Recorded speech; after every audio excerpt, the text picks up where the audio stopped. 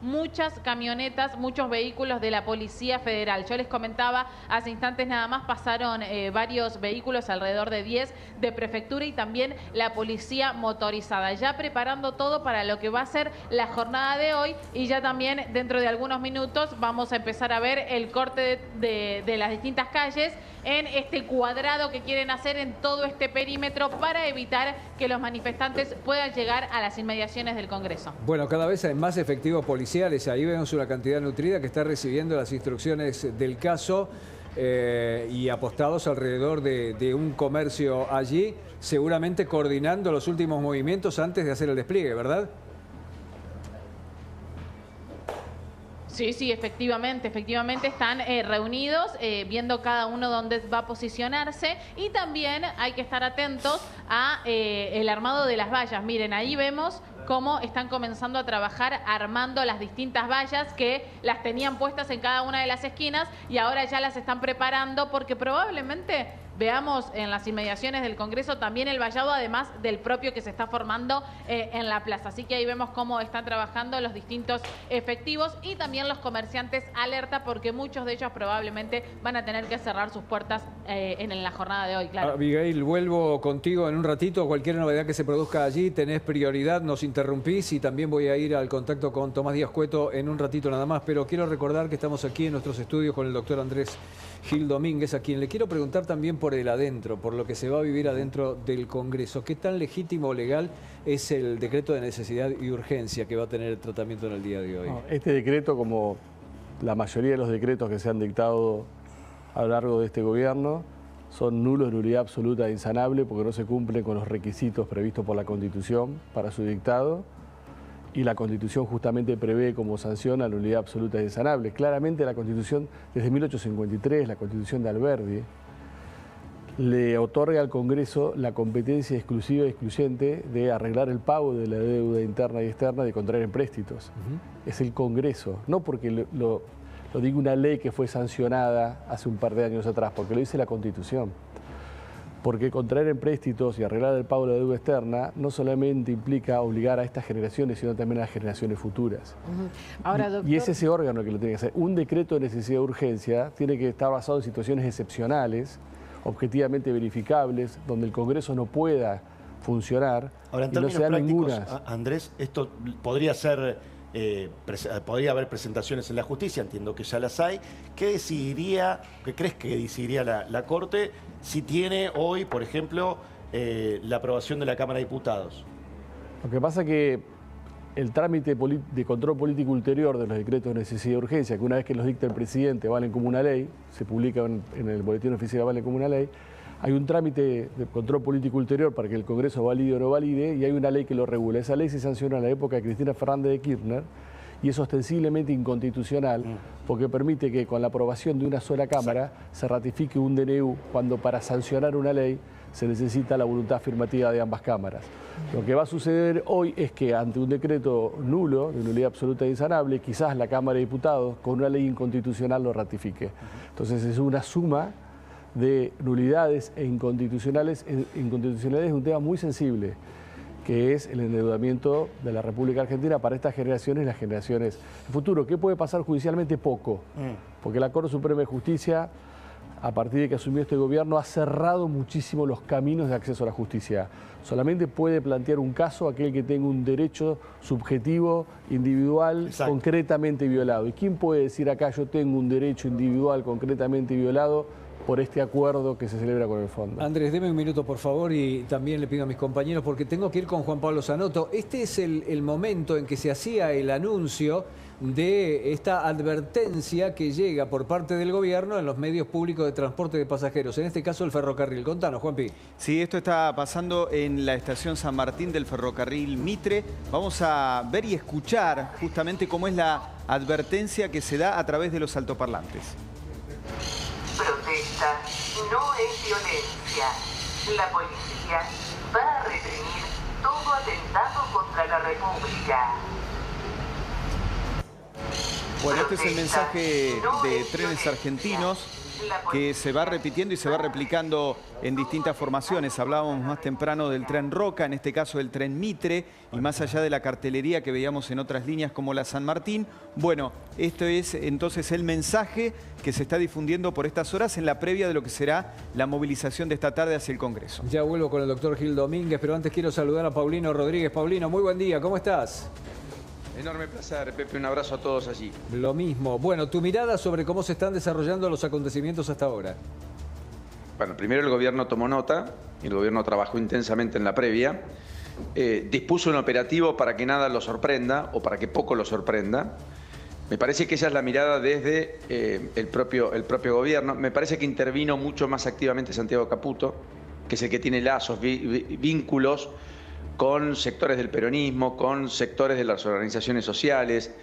Es el hombre que yo creo levantó más de un teléfono ayer y por eso estuvo explícitamente junto con Seifer, titular de la CIDE, un hombre y ahijado político de él, en la reunión de coordinación previa que en la Casa Rosada hizo el gobierno comandado por Patricia Burri. Primer elemento. Segundo elemento, aparecen eslabones más orgánicos en la protesta, no tan inorgánicos como los que vimos el miércoles pasado. Por ejemplo, actores como ATE, CTA, efectivamente la Cámpora, otros, organizaciones sociales, Movimiento Evita, que yo creo que le van a imprimir, tal vez, quizás, no lo sé, algo más de masividad, pero probablemente algo más de contralor de lo que sucedió efectivamente el miércoles de la semana pasada. Esta es mi lectura. Amén, que el gobierno va a intentar con este enorme despliegue que estamos viendo y que ustedes muy bien están mostrando desde muy temprano, que efectivamente la gente quede lo más lejos posible del Congreso porque, como decíamos ayer bien temprano, hay que garantizar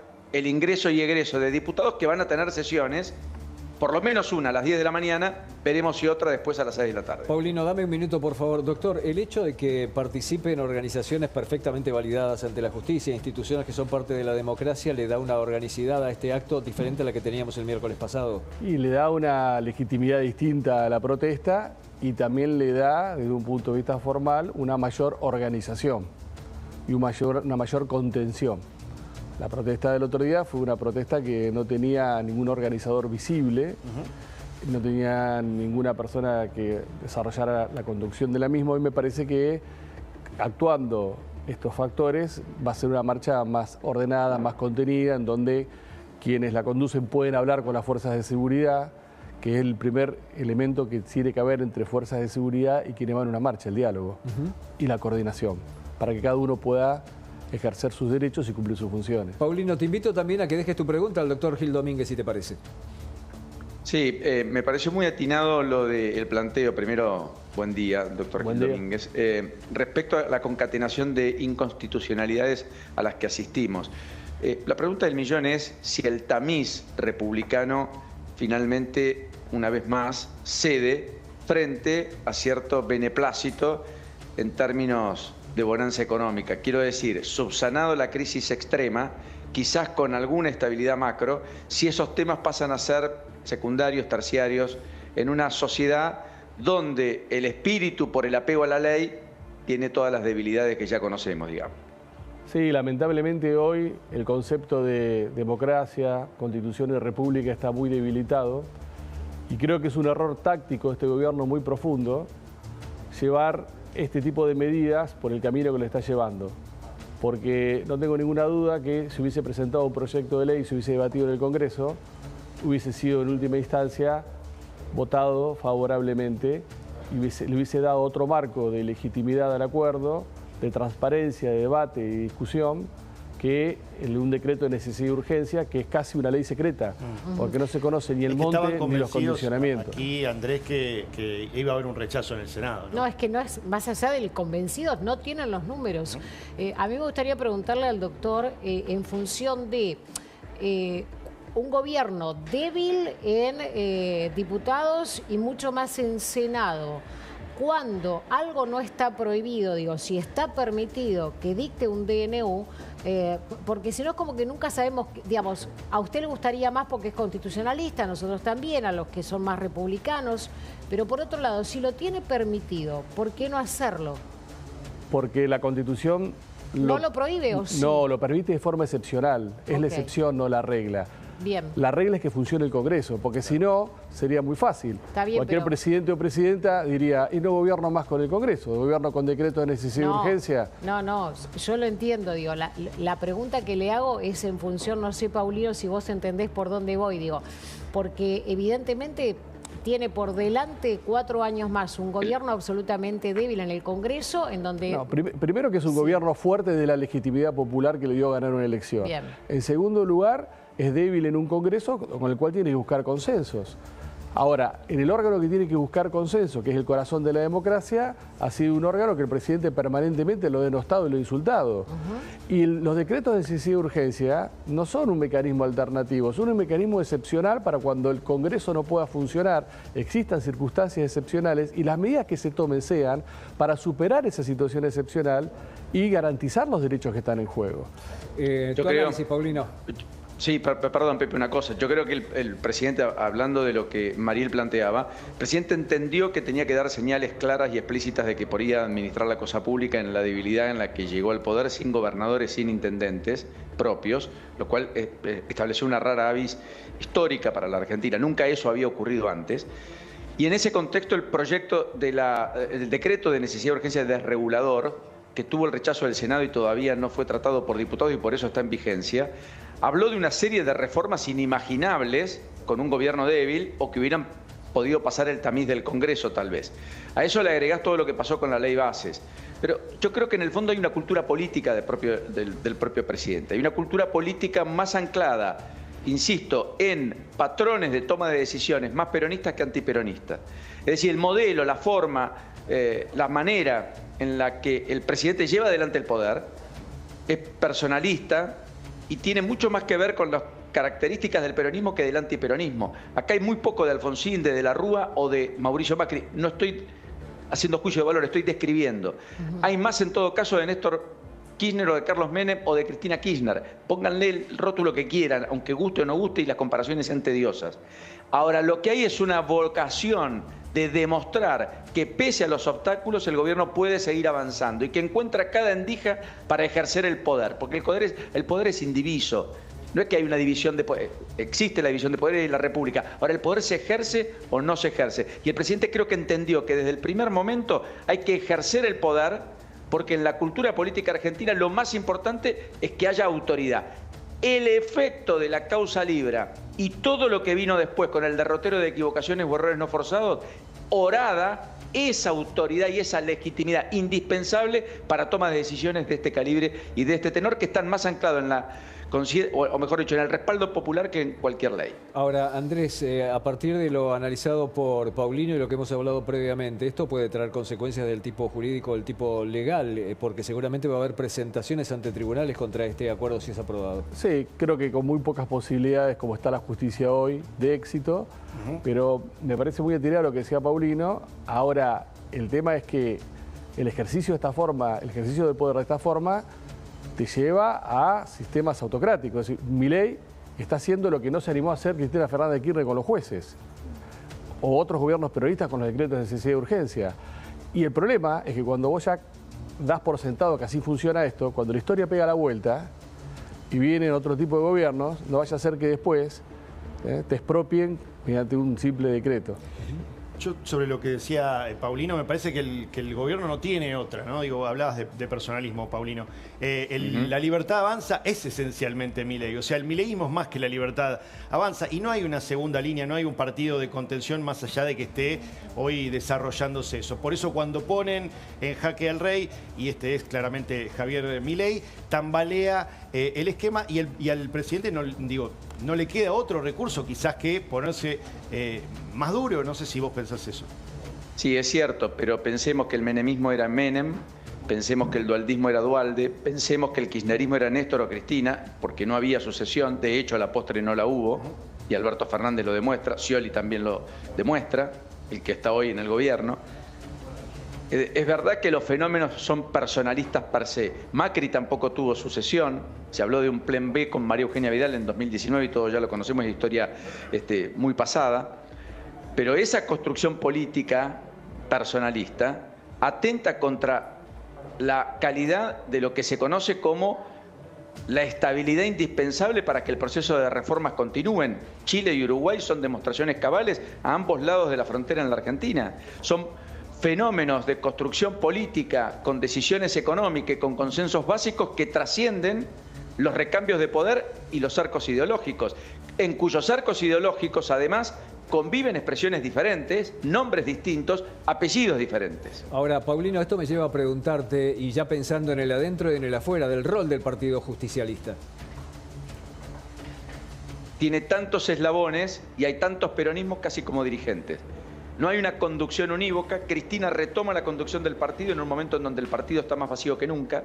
Y la demostración más cabal es que ayer hace una foto, una reunión en el Consejo Partidario con algunos intendentes, sin gobernadores, con algunos legisladores, solo con lo propio, oponiéndose. Los gobernadores ayer ayer estaban fondo, en la Casa Rosada, muchos claro, de ellos. y tres gobernadores. 3 de ellos. 3 de ellos, 2 peronistas por excelencia, otro que viene del peronismo pero que hizo un frente provincial como Gustavo Sáenz de Salta, estaban pactando y acordando el plan de obra pública para las provincias con Guillermo Franco, Luis Caputo y efectivamente Lisandro Catalán. Es decir, lo que queda del peronismo es tan diverso, es tan disímil, que depende que mires, tenés un peronismo distinto. Entonces, no hay ahí una amalgama de una idea unívoca. Hay que ver si el peronismo de la provincia de Buenos Aires, donde todo nació, puede volver a reconstruirse en unidad, parecería ser un elemento que podría ocurrir, para a partir de allí crear alguna alternativa real de poder en el contexto de una sociedad que, es cierto, tras 20 años de proceso político vinculado al peronismo, pareció haberle dado vuelta la cara, dar vuelta a la página y difícilmente logre ese mismo peronismo la construcción de mayorías para volver a ganar. Paulino, quiero agradecer muchísimo tu tiempo y este contacto con nosotros, como todas las mañanas. Enorme abrazo y un saludo grande al doctor Gil Domínguez. Doctor, hablemos una vez más de las consecuencias jurídicas que puede tener todo este operativo. Las personas que sientan vulnerados sus derechos conforme se vayan desarrollando las tareas de seguridad, cacheos, pedidos de documentos y los perjuicios que esto les puede ocasionar, ¿cree usted que están en condiciones de hacer presentaciones ante la justicia eventualmente? Sí, o no hoy en el día de la fecha. Se intentó... organizaciones no gubernamentales interpusieron una acción de amparo, interpusieron una medida cautelar y el juez Cormick no hizo lugar a la medida cautelar para de alguna manera prevenir este tipo de situaciones, aunque va a estar presente el juez. Va a hacer un seguimiento in loco de la marcha y me parece que eso puede ser un ámbito propicio para hacer algún tipo de presentación, pero son presentaciones posteriores. Si una persona es detenida, posteriormente una presentación de un habeas corpus, una presentación judicial para que sea liberada. Pero en el momento es muy difícil obtener una respuesta judicial frente a... Las liberaciones la semana pasada fueron rápidas. Fueron rápidas y estuvieron bien hechas. Claro. Porque para eso Eso está es la jueza de constitucional. garantía. Para eso es de una jueza de garantía. Me parece que tenemos que destacar algunas cuestiones que son básicas. Toda persona el Estado tiene que garantizar la libertad física ambulatoria de toda persona. Y para ser detenida una persona, aunque sea preventivamente, tiene que haber fundados motivos. Y una jueza de garantía está justamente para analizar eso.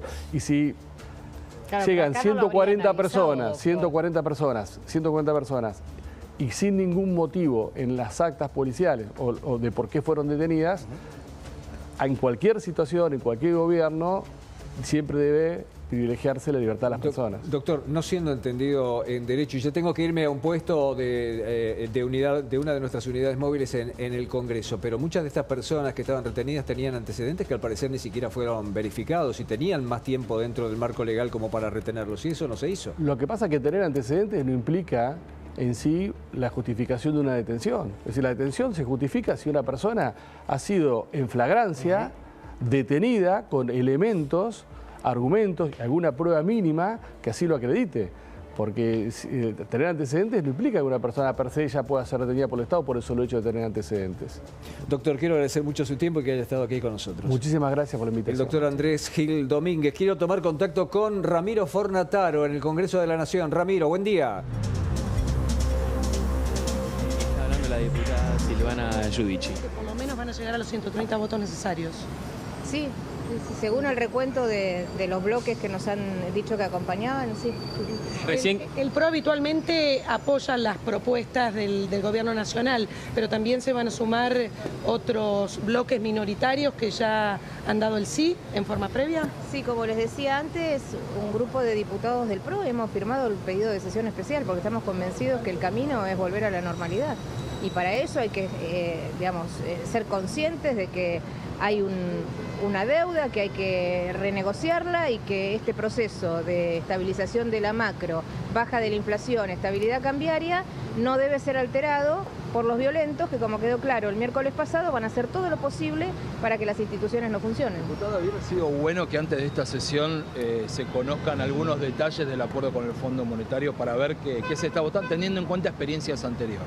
Ayer a la tarde, en la sesión de DNU, de la bicameral, vinieron los funcionarios, tanto del Ministerio de Economía como del Banco Central, recibieron las preguntas en una reunión que duró más de 3 horas, y allí estuvieron dando a conocer algunos de los detalles, obviamente por una cuestión de preservación de los detalles, sobre todo cambiarios. El acuerdo nunca se hace la letra chica pública antes de firmarse. No ha sido así en ningún momento de la Argentina. Es fundamental que no se sabe el monto, que es lo que exigían, por ejemplo, el diputado Mazzot. Lo van a poder conocer. Ayer estuvieron hablando tanto el diputado Mazzot como todos los que tenían dudas, así que yo creo que es muy importante dar esta señal.